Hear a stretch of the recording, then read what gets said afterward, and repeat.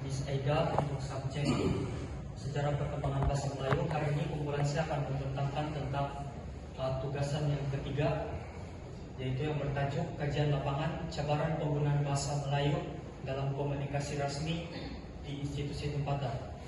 Sebelum kami mulai, saya akan memperkenalkan dulu diri saya, kemudian rekan-rekan saya. Nama saya Jeffrey Dimek ONLJG, nomor kad matriks MS 2409 29292. Nama saya Luis Yambau, nomor matriks 2409 29400. Nama saya Prologis Pina Francis, nomor metrik MS 2409294474. Nama saya Brunel Ignatius, nomor matriks 24092946. Kami akan bermula daripada bagian pengenalan.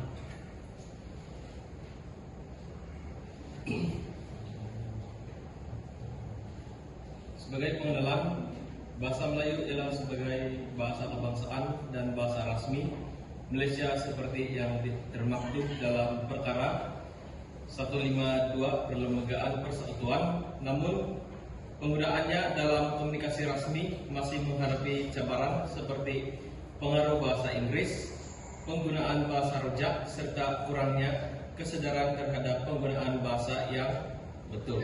Oleh itu, kajian ini dijalankan untuk mengenal pasti cabaran yang dihadapi serta menilai tahap penggunaan bahasa Melayu dalam institusi tempatan.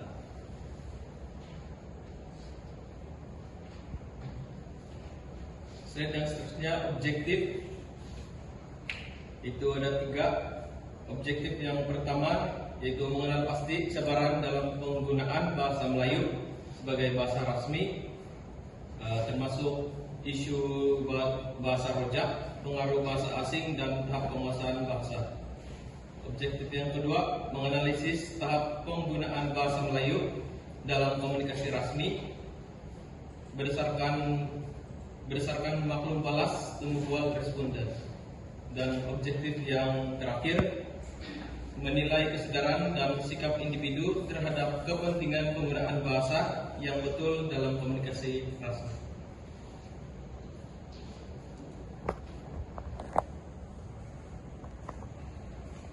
Bagi metodologi kajian ini dijalankan di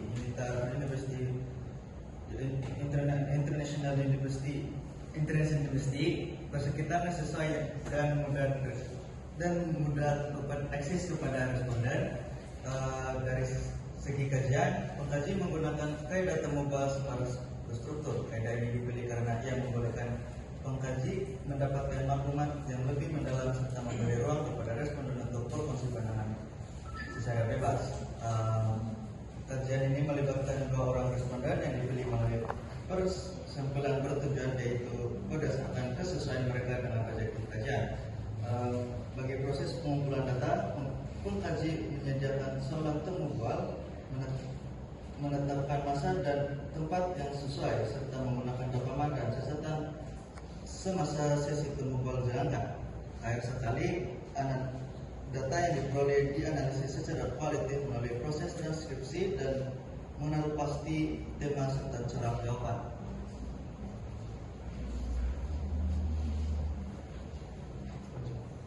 Seterusnya 4.0 pendapatan kajian.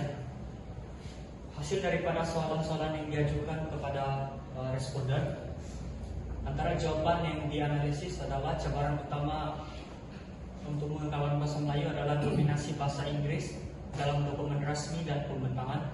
Seterusnya, kurang keyakinan menggunakan bahasa Melayu secara formal, penggunaan bahasa rojak dalam komunikasi.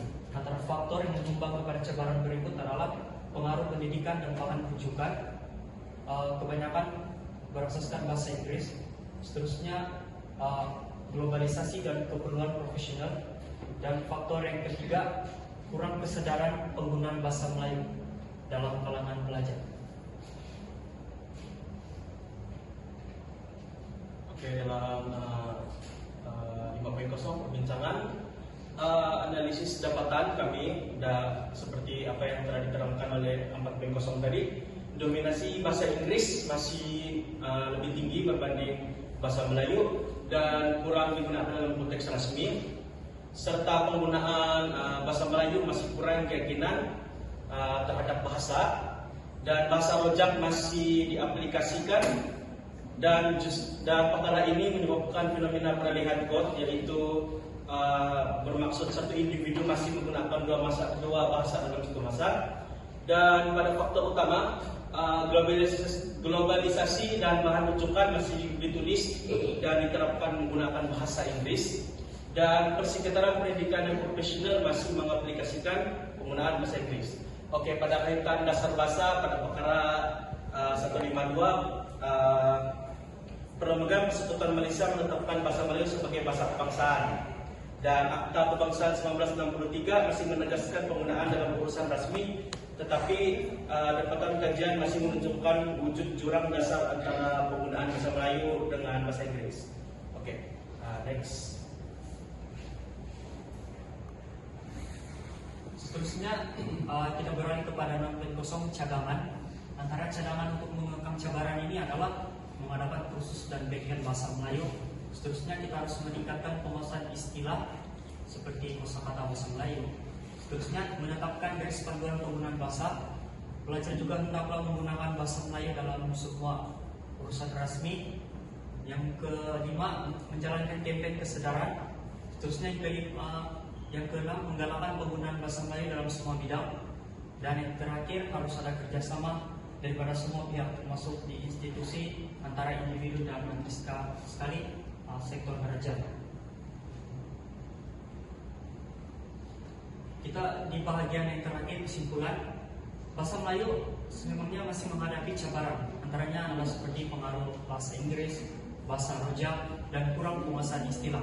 Globalisasi dan keutamaan bahasa lain menjejaskan penggunaan bahasa Melayu. Seterusnya, bahasa Melayu juga tetap menjadi salah satu kepentingan sebagai bahasa kebangsaan dan identiti negara.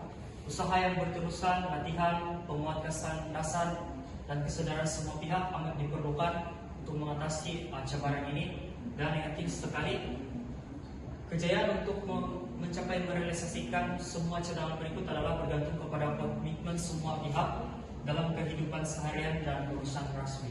Sekian daripada obrolan kami dan terima kasih.